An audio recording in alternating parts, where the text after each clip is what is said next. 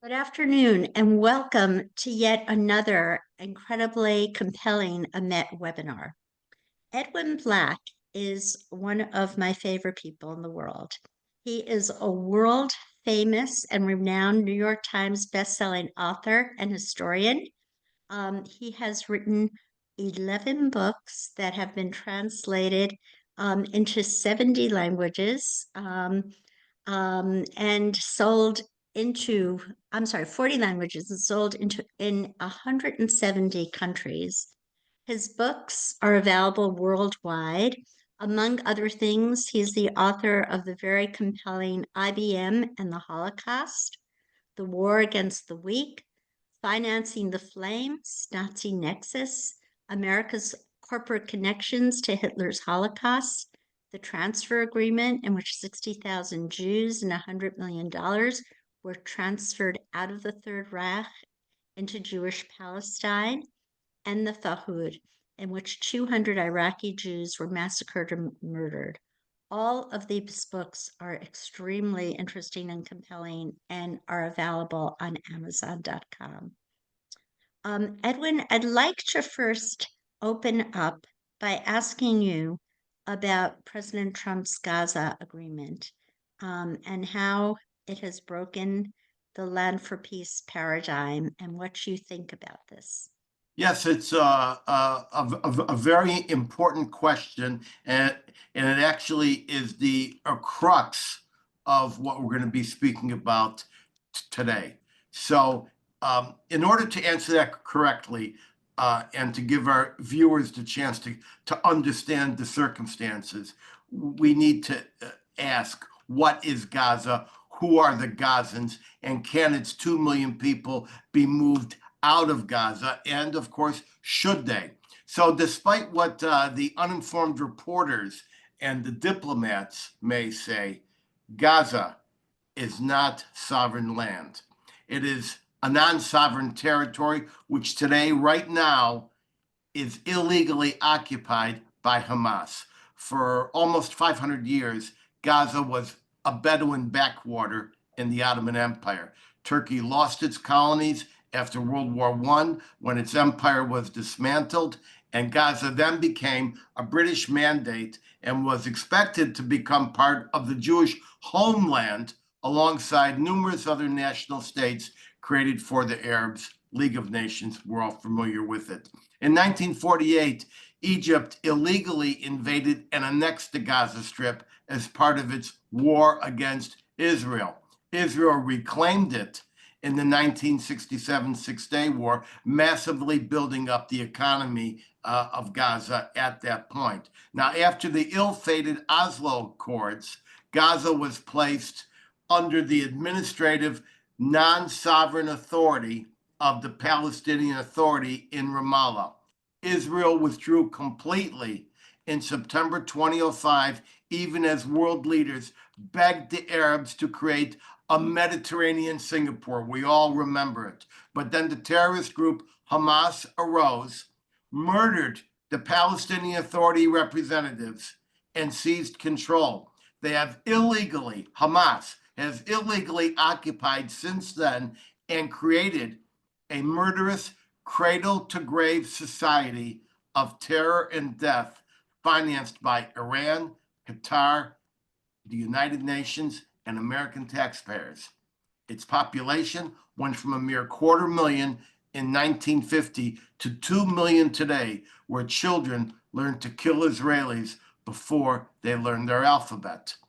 Nor are the Gazans any sort of indigenous people entitled to the land. They like to claim, falsely, that they are descendants of the Canaanites. This, of course, is quite false. Canaan, which means the color purple, named for the pigment the Lebanese Phoenicians pulled from a mollusk that were available at the seashore and yielded this purple color for all the majestic and regal flags and masts. These people were Southwest Asians in the land bridge that ran between Asia and Africa. Centuries ago, those Canaanite people were, of course, not Arabs. Gaza was just a sparsely populated desert dune transited by Bedouin traders. The name Bedouin comes from the Arabic word bada, or sleeping outside, and several bada are called Bedouin, and these people, of course, come from the bottom of the Arabian Peninsula. Established Gaza populations were first created by Ramses III in about 1200 BC when he defeated the Greek island invaders known as the Plishtim. To subjugate these violent, baby sacrificing people, Ramses confined them to 5 work cities known as the Pentapolis. 5 cities: Gaza, Ashkelon, Ashdod, Ekron, and Gath, which collectively became Philistia.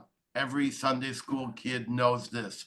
Arabs do not pronounce the letter P. So to them, the Greek island invaders were not Plishtim, but Philistine, and the enclave became known as Philistia with an F. During ancient times, the area was also home to many Jewish and Christian peoples from across the Levant. Gaza was swept up in the Islamic conquest, and all the Jews and Christians were forcibly converted to Islam in the 7th century. Gaza was ruled by the Ottomans as a little inhabited transit zone between the continents. In the early 19th century, Ottoman Sultan Mehmet Ali I, who was born Albanian, transferred many thousands of Albanian and Balkan workers to Gaza to help cultivate for the insatiable appetites of the palace. During Napoleon's Egyptian campaign to fortify the adjacent areas of Egypt, Egyptian tribes were brought in, many tribes. For example, in 1832, Ibrahim Pasha, who headed the Egyptian forces, moved large groups of Egyptian Hanadi tribesmen from Egypt's Al-Sharqiya province to beef up the Al-Hassi Egyptians who had already been transferred there. After World War I, during the British Mandate, thousands of Egyptian, Sudanese, Libyan, Lebanese, Syrian, and Arabian Peninsula Arabs were brought in to work major projects such as railroads and to support a concept called absorptive capacity, wherein the workers were imported to enlarge the economy step by step with a now flourishing Jewish Palestine. Trump is thinking bold, like global leaders before him have, And after every major war, the map is realigned to address past and future hostilities. After World War I, under American leadership and the concept of self-determination, the empires were dissolved, colonies were liberated, and dozens of countries were created by the League of Nations. After World War II, more countries were created, merged, and colonies transformed. What has been a terror enclave known as Gaza, with a cradle-to-death murder society cultivated from birth by Hamas, this enclave can no longer exist as it did. Remember, in Gaza, children are taught to kill Jews before they can memorize their alphabet. The entire strip is a terror infrastructure with more kilometers of terror tunnels than the London Underground, yet not a single bomb shelter for the population, which has been repeatedly urged to die for the Hamas ideology, which rejects all concepts or approaches of peace or even talk of peace. Billions of dollars of aid, dwarfing what Europe received after World War II, have been vanquished on creating an ISIS-style populace. Rather than heed the spirit of the biblical injunction found in Micah 4:3, quote, "They will beat their swords into plowshares and their spears into pruning hooks. Nation will not take up sword against nation, nor will they train for war anymore." Close quote. No, they didn't do that. Instead, they followed Satan's creed. and use their water pipes as missile tubes, their million-dollar benefactions to map murder, their hospitals and schools as terror operations, and they captured the UN pseudo-welfare group UNRWA as the shiny conduit to make it all happen. The ISIS-style terror enclave is completely different from the post-1960, from the realm that the post-1964 Arabs, who now call themselves, quote, Palestinians, these people residing in Judea and Samaria, an area now falsely called the West Bank, that population in many parts pretends to contemplate coexistence. So that's a lie we can live with. But ISIS in Gaza is another matter. And for here, I think we need to look to history. After World War II, it took 2 generations to de-radicalize the Japanese Bushido death culture that raped and pillaged throughout the Asian Pacific. It took 2 generations to de-radicalize Nazi Germany, which had created a monstrous hate cult complete with Aryan youth and Nazi baby factories. In today's Germany, it is, of course, still forbidden to display the Nazi swastika.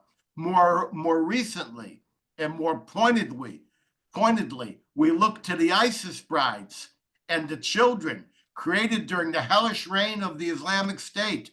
Where are they now? This is in our time. The men of the ISIS state, about 10,000, are imprisoned in northern Syria in 28 jails, the largest of which is Al-Sina prison just outside the tiny Syrian city of Hasakah.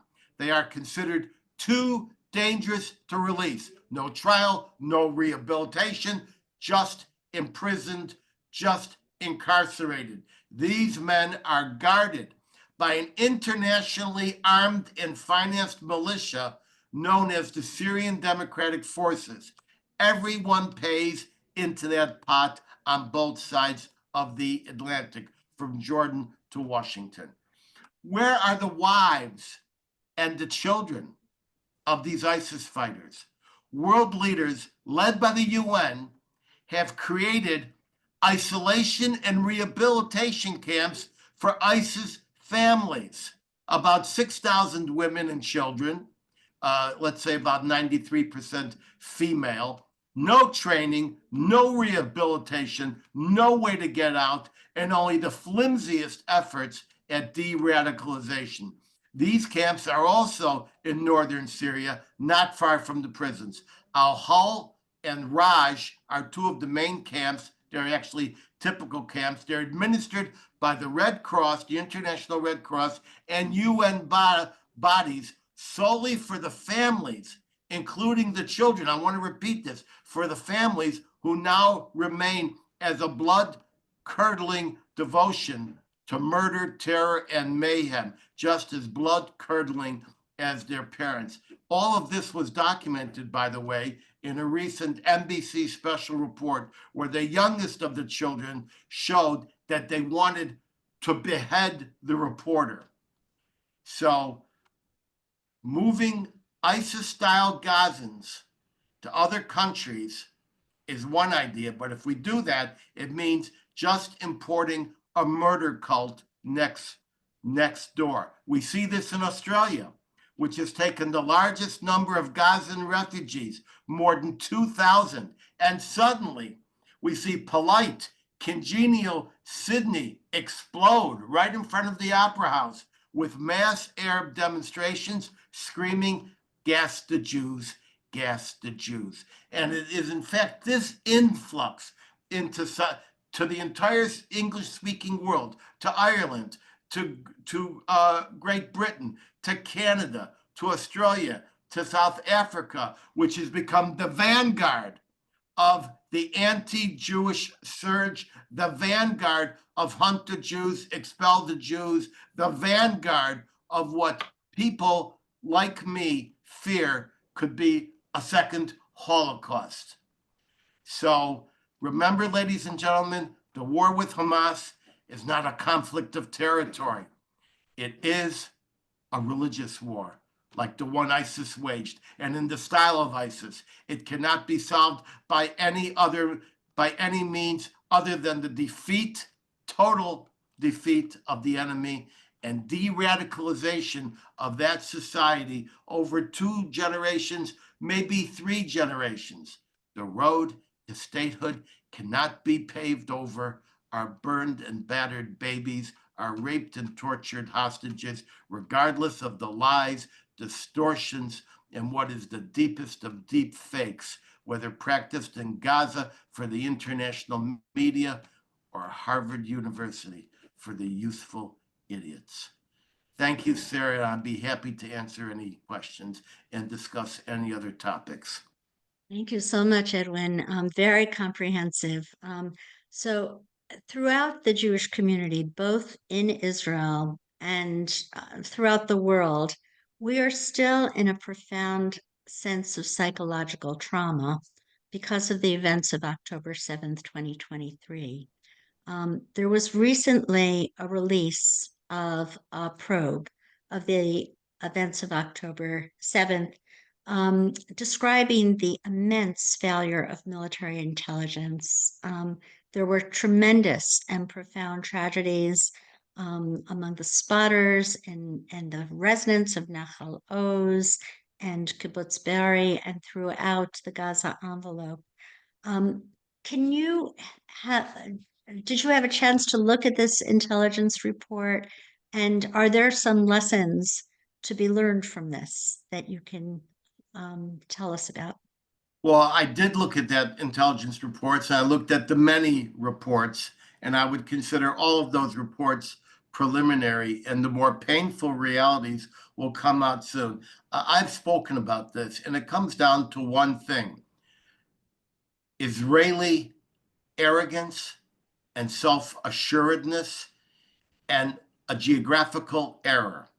The Israelis thought they were in Midtown Manhattan, that they could make a deal, they could keep the monster at bay, they could bring them hospitals, they could bring them jobs, they could shuttle them into the best medical centers in Israel, they could buy them off, they could authorize the Qataris, who are the big Satans in this whole operation, to bring in suitcases of cash. Suitcases of cash. They could do all that, and they could witness the maneuvers, and they could see them practicing, and they could see them sending over missiles every couple of months to test the Iron Dome and the will of the Israeli people. And they all just figured they're never going to do it. They're never going to do it. We'll bring in another suitcase of cash.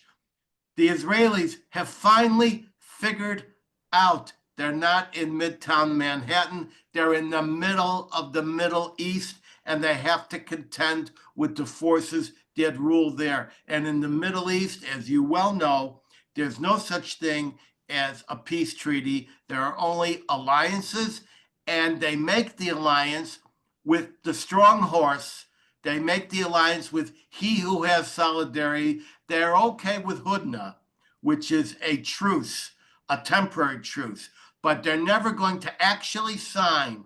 And if they do sign, they're never going to actually adhere to an actual peace treaty. So now the Israelis have figured out, for those who promise to kill the Jews and to assault the Jews and burn their babies and rape their women and behead their men, for those guys, we take them seriously and we move against them. And Israel has moved in miraculous ways, in biblical fashion, with the pagers, with the taking down of the 300 missiles coming in from Iran, with the fact that Jews in our parents' day were jumping into the pit, and here helpless, and here they were racing into the tunnels, letting nothing stop them. under the ground, on top of the ground, in the air, on the waves. We fought back. But if your question is, did we fight back late? If your question is, were we asleep at the switch? If your question is, was it a Pearl Harbor slumber multiplied by 100 with burns and rapes and ravishes? The answer is yes. Do we need to support our Jewish leaders today? 100%. But when this is done, there will be hell to pay. Okay. There were so many misconceptions. And when the spotters, the female spotters, were noting what was going on, their higher up said that these were just pragmatic exercises. There's a lot to be learned. There are many plans about what to do next with Gaza. The Arab League met yesterday in Cairo and proposed a $53 billion 5-year alternative to President Trump's plan. This proposal includes the removal of 50 million tons of rubble, setting up temporary housing for hundreds of thousands, and ensures no population displacement whatsoever. Hamas would share power with an interim political administration, but Hamas would still be there. And Jordan is supposed to train the PA police force. And they want a quote, a viable path towards Palestinian statehood. What are your thoughts about this plan, Edwin? No Palestinian statehood. Don't even discuss it with me. Call me in 50 years and we could think about it. But for now, for this generation, the last generation, the next generation, a generation to follow, by what right do you even suggest that you are entitled to statehood? Second of all, this plan is just a piece of paper. They don't have $56 billion. They didn't figure it out. They don't know how they're going to do it. And if they're going to leave Hamas present, it means that once again, through a different siphon and a different channel, all of this $56 billion is going to come in by wire transfer, by suitcase, and by every other means. It's all going to be washed through the hands of Hamas. The only answer now is the ISIS response. Defeat Hamas completely militarily. Evacuate this artificially populated area, which in 50 years has, they say that Israel's committing genocide in Gaza. They've done a really crappy job of committing genocide when the population has gone from 250,000 to 2 million and is projected to go to 3 million. And of course, in Gaza, every mother has a duty to raise yet another child to die as a shaheed trying to kill the Jews. And they say so openly. It's something you can't believe. And so these people should be treated like ISIS, and I don't have it figured out how, but better. They should be put into, like Ramses III did, put into some sort of Pentapolis somewhere, either in the northern African deserts, in the Saudi Arabian quarter, empty quarter. They should be segregated. They should be given viable homes. They should be given education, and they should be de-radicalized. And then the entire terror infrastructure should be eliminated, flattened, and removed in Gaza. I should note that for the past 48 hours, American B-52s have been circling low and practicing over Gaza in a joint exercise with the Israeli Air Force. So whatever the Arabs are doing, they could have done this a year ago. They could have done this a year and a half ago. They could have done this 2.5 years ago. But what they've decided to do is just put something on paper for the masses. No country wants to host these people. Jordan tried it, Black September. Lebanon tried it. You had you had Fatah land, where the villagers had their organs removed for Fatah fighters. Egypt tried it, Muslim Brotherhood. Syria tried it, all of those problems. Syria's a whole nother galaxy of conflict. I hope you ask me about it.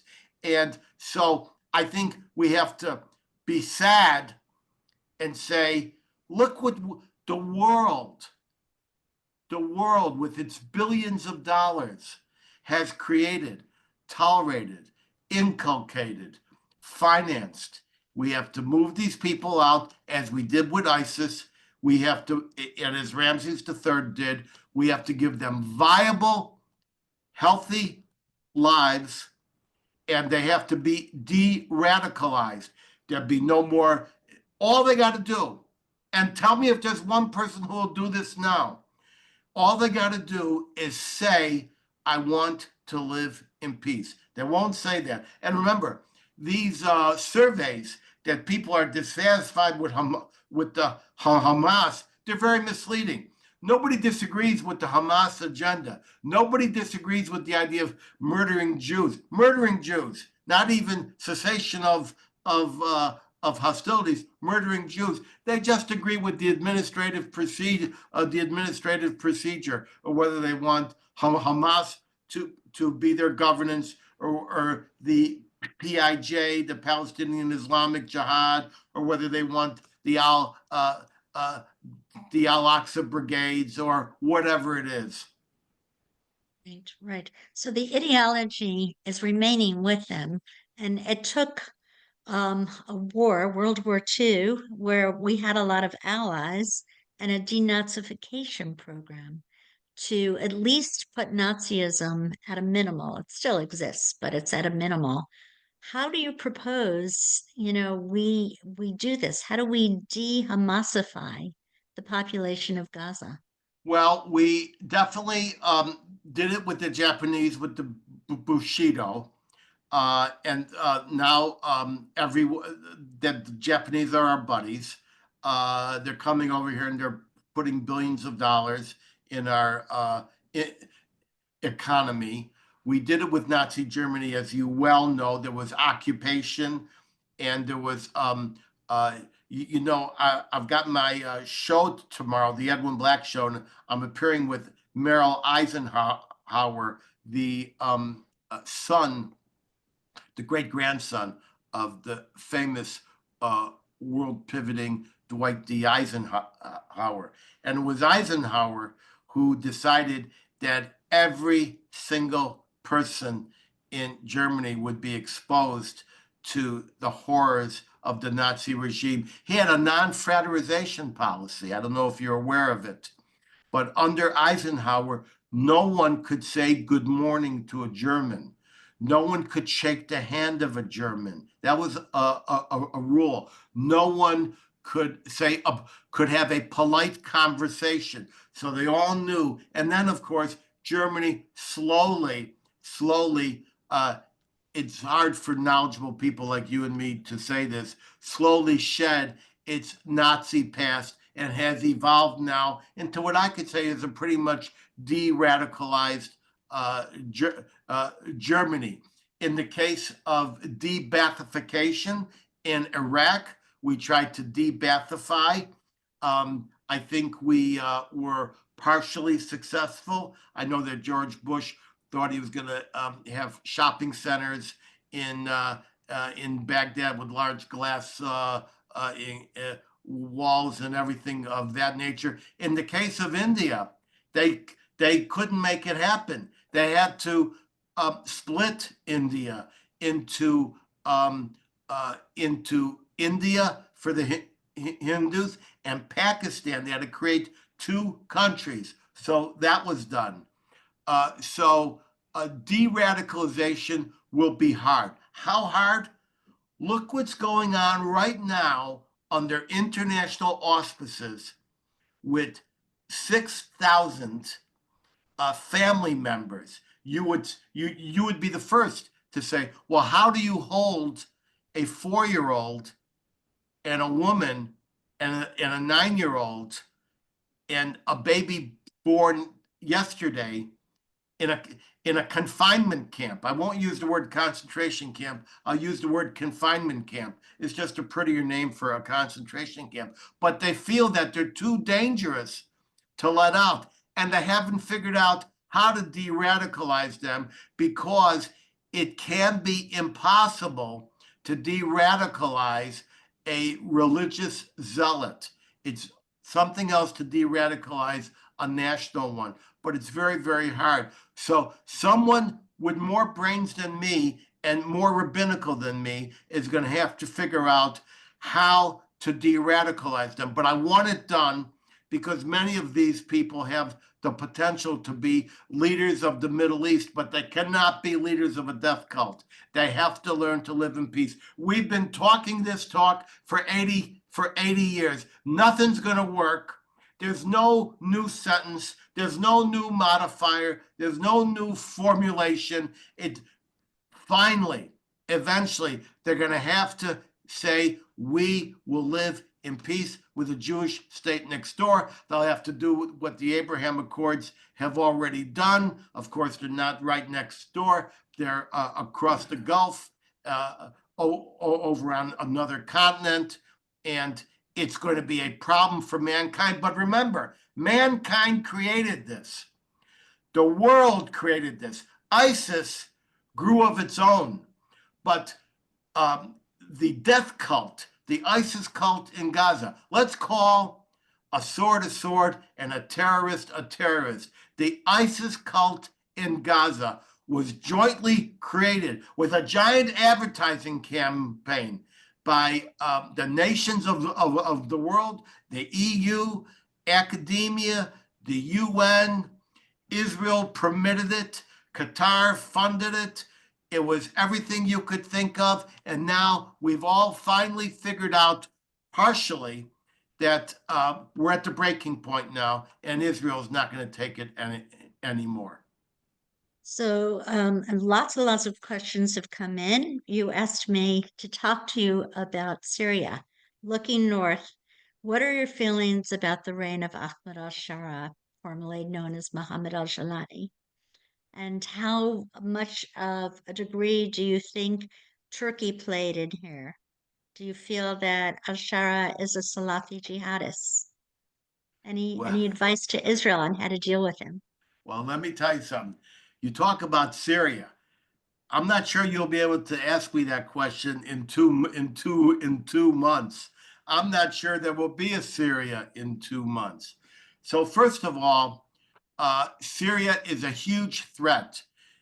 Israel, of course, was able to go in and disarm all of the threatening munitions and radar installations in Syria. Another biblical sized miracle, military miracle. Over 3 days, flying hundreds of sorties. They just took them out. This Jolani guy came in with the help of Turkey and a bunch of other guys, and right now we see the dismemberment and dissolution of Syria. So what am I talking about? And this discussion has appendages. So we start with the fact that Turkey is a huge threat to Israel. Turkey has openly proclaimed it wants to recover and recoup the Ottoman Empire. That's Lebensraum.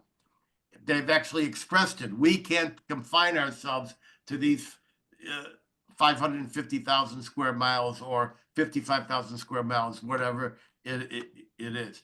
Turkey cut a deal with ISIS 3.0, Jolani, in Syria, with a mutual defense pact and to create a Turkish air base on the other side of the Golan Heights.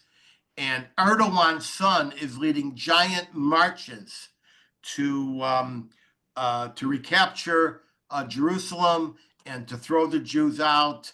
And Sarah, you and I were in Washington, and when the Turkish embassy was reaching out to all the Jewish communities and lots of free food and everything else, and some of our schnorrer friends were inviting everybody to partake.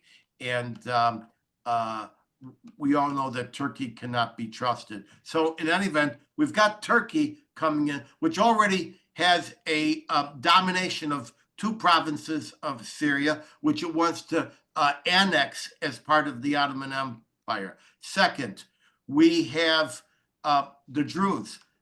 Israel has a covenant of blood with the Druze people. You know them very well. And there was communities in Syria, Druze communities. You know that the Druze observe the fence, but they're on both sides of the northern fence. And the Druze were being assaulted by Jelani's forces. You know, Jelani was smart. He's definitely got good advice. He shaved the beard short. He got rid of the terrorist uniform. He put on a three-piece suit. He's got the $70,000 watch. He's talking the talk. He's walking the talk. Couple of three Jews got in there. They said, "Oh, thank you for letting us in. We'll kiss a few graves." He's doing everything right, but this guy is not to be trusted. And he says, "Oh, we had got nothing against Israel. We're willing to coexist." This is just words, as you well know, which are authorized by the Quran. So we've got the Druze, and the Druze are now realizing they need to defend themselves, and Israel has sent in its own troops, as you well know, more than 18 kilometers in, to establish a safe zone. And this safe zone will dwarf the cordon sanitaire that was had with the South Lebanese army at the Lebanese border. And so this is going to be a continuity of the Druze on the Israeli side in some sort of confederation with the Druze on the Syrian side. And Israel is not going to let anybody into that 18 kilometers. The Druze are jumping up and down and singing songs and bringing out the sweets to welcome the Israelis in. So that's on the Druze side. Above the Druze, we see the Kurds. And the Kurds also want their homeland realized. And even though one of the head Kurds from the PKK, which has been considered terrorist, was compelled or induced to make a public statement and say, "Well, it's all okay now. We're okay with Turkey. Never mind what happened. And can't we all just get along?" The Kurds in Syria do not want that, and they are going to make their own autonomous region, probably in connection with Iraq, with the Iraqi Kurds and other Kurds. And the Christians are falling within both spheres, and they are going to be affiliated with the Christians in Lebanon, which is right next door. And so we're seeing very little to be left. Russia has gotten out of Syria, although there are people trying to keep Russia in for the purpose of stability. And your next problem is going to be what Turkey does on the Syrian side of the Golan Heights. And that's going to lead to your next question, which is, what does that mean for NATO, Edwin? Okay, Edwin, what does that mean for NATO? I'm happy you asked that question. Who needs NATO? NATO has got a problem. Now, before everybody gets out of your seat and says, what the heck did he just say? Who is a member of NATO? Turkey. And Turkey is not only buying S-400 defenses from Russia meant to defeat NATO F-35s. Turkey is specifically advancing an aggressive war against Israel, and Turkey has cut a military alliance with ISIS 3.0 in Syria. And this means that in the event of a clash between Turkish forces and Israel on either side of the Golan Heights, what chapter? Chapter 5. And that means that if Israel and Turkey get into a skirmish, I think that you will admit there's a 45 to 48% chance that could occur, especially in Syria. It means that Israel is suddenly at war on Chapter 5 basis with the United States of America, Canada, and all the member states of NATO. Now, that can't work. Now, I've been working on this whole NATO question, and a lot of experts think there's no way to kick NATO out of, kick Turkey out of NATO. But I've looked at the NATO charter, and I believe with enough pretzel logic and enough inside-out-ism, you could take Chapter 13 of the NATO charter, which calls for a country to withdraw. You could interpret it, you could work it inside out, and you can get rid of Turkey. But the fact of the matter is, NATO's got a problem. They just had an emergency meeting over Ukraine a couple of days ago, and guess what member of NATO was not invited? Turkey. The United States of America. And when American naval vessels attempted to refuel in Norway, a member of NATO, refused to sell them fuel. What is that? What is that? We have to remember, we have to be honest, people. We have to be honest and say that NATO and the EU is the custodian of centuries of colonization, slavery, exploitation, dismemberment on the various continents of this planet. And now they, after Belgium cut the fingers and toes and heads off of little children to make sure its rubber content was kept up in the Congo, after the Berlin Conference of 1884, where they decided to dismember and colonize Africa and enslave these people, after all of what France did to Haiti, where they made them pay millions of dollars for their own release from slavery, and when they defaulted on the loan, they had to refinance it with a special bank, and that special bank took that money and built what?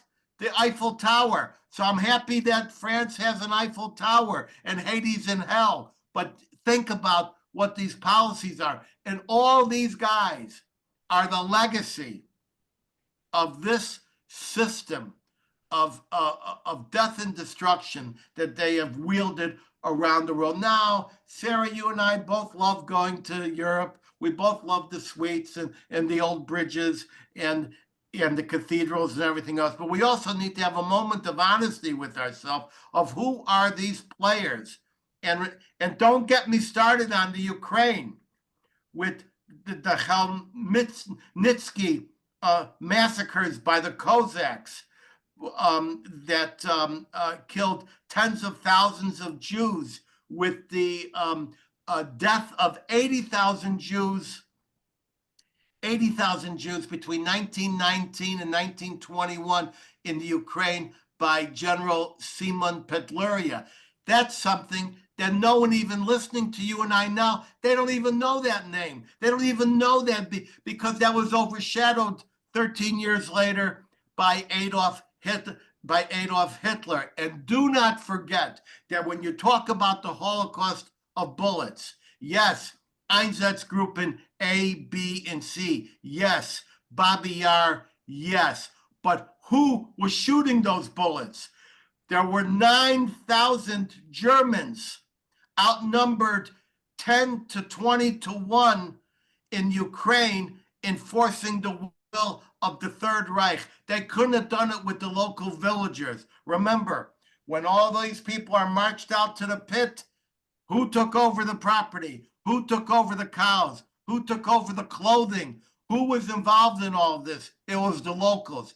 It's a big mess to talk about, but we need some clear thought, and we need to understand that after every major military upheaval, whether it's World War I, whether it's World War II, or now emerging from these series of wars, the international order and the territorial order has been reordered by our best minds, and sometimes not innocent minds. Thank you for that question. Wonderful.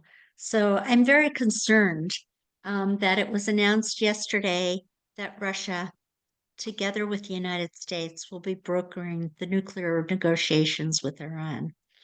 And we have to remember that Iran, and whatever you think of Ukraine, Iran provided Russia with the drones in which to bomb Ukraine.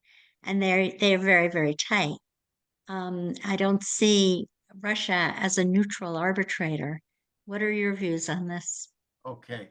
And I should also mention that Ukraine blackmailed Israel for a meeting with a giant multi-million-dollar loan and a missile defense just for a meeting. And ask yourself this question: how many scores of times today, last week, last year, has Ukraine voted against Israel in the United Nations? So look, ladies, in fact, when I was growing up in Albany Park in Chicago, my parents used to take me to a Ukrainian woman for a haircut. And she used to say, "Where are your horns?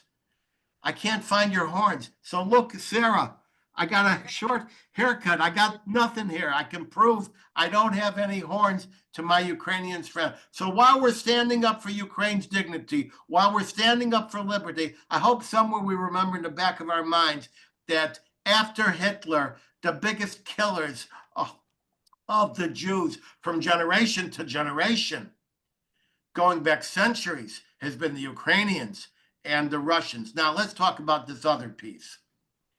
You've made a mistake. You are listening to the noise of the tailgate on the car, the tailpipe on the car. When it comes to Trump, doesn't matter if it's a flamethrower or a flower pot. Trump has no policies. He only has objectives. He can say anything now and do anything tomorrow. All he cares about is the objective. If you think that that Trump is willing to sidle up to Iran, it's not going to be the case. Everybody knows that the number one specialist in the history of civilization at dragging out a negotiation is Iran. They know how to say, "Good idea, we'll get back to you in 10 days. And then when they do that, we need another 3 days. And the point is so they can drag it out and drag it out. What he's trying to do now is settle this one war. But I can tell you something. And when you and I get together over cigars and espresso, I can tell you what's going to happen soon. I can't do it now. But when Trump says to Iran, we definitely, using his terminology, would like to have a peaceful negotiation to avoid bombing you to smithereens. And that's his quotation. So don't, when when you want to know what kind of sausage Trump is making, please don't examine the ingredients. Please don't smell the ingredients. Just wait for the final sausage. And I know people are hanging on. Well, he said he's going to negotiate with Iran, this, that, and the other. He has given Israel the means. He has given Israel the 5 things that they need. They've got those 5 things. I won't say what those 5 things are. And Israel feels, and Iran agrees, that now is the time to get it done. But it all can't be done today. It all can't be done by Shabbos. Some of it will take a little time. Good answer. So, yesterday, the State Department unfroze $95 million to the Lebanese armed forces. We know that there are still very powerful strings attached to the Iranian Shia influence and to Hezbollah in Iran. The Lebanese Speaker of the House, Neva Berra, has very strong ties to the Amal movement and to Hezbollah. And this enabled Hezbollah to name 4 cabinet members, including the very, very significant Ministry of Finance, Yassin Jabbar, someone very strongly affiliated with Hezbollah. Do you believe that Lebanon can finally pull itself away from the powerful grip of Hezbollah and that the Lebanese armed forces represent a reasonable force of strength against Hezbollah? Well, I'll tell you why it's such a good question, because it's another Syria style question with numerous tunnels, numerous mazes, and numerous potentialities. First, there is an immense potential. I'm in close touch, and I'm sure you are too, with our Maronite Christian friends in Lebanon, as well as the Lebanese diaspora. There are many potential possibilities now. Hezbollah has been defanged, and Hezbollah, in this intricate enemy of my enemy is my friend, and friend of my friend is my potential enemy, and it's crazy. The developments in Syria have also defanged Iran and the route of Iranian supplies to Lebanon and actually elsewhere.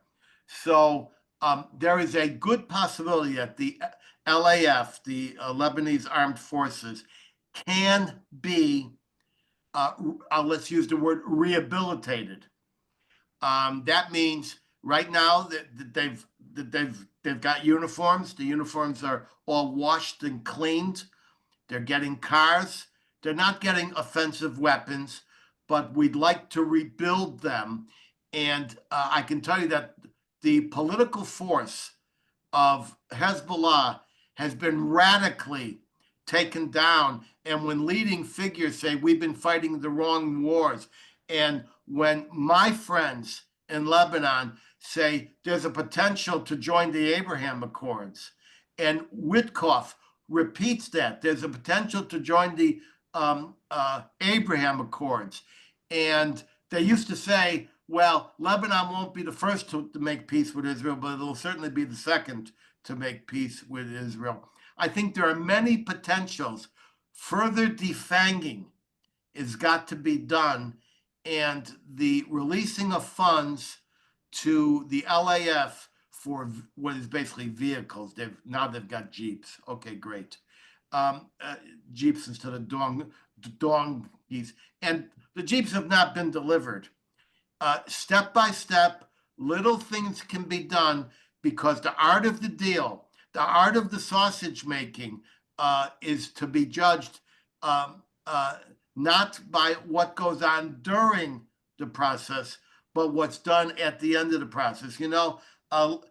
Trump thinks everything's a hotel, and if you knew all the hell that goes into these hotels, the bankrupt subcontractors, the 3 people who died on the crane, all these different things. But guess what? Once the hotel is built and it's beautiful, that's all anyone cares about. If we have a viable, insurable, reliable basis for peace, genuine peace in Lebanon, in Syria, with Ukraine and Russia. Get rid of that war, which, remember, is threatening to go nuclear, verbally threatening to go nuclear at any time.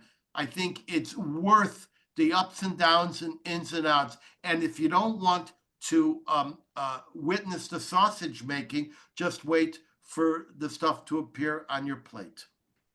Okay, we have gotten tons and tons of questions. Maybe I could forward them to you, and if you have a chance, you could answer them.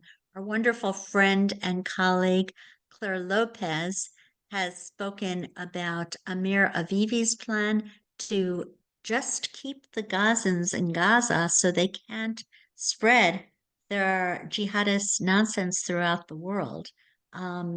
What are your thoughts about that? That Amir Avivi seems to believe that's possible. Yes, he was down here talking about that.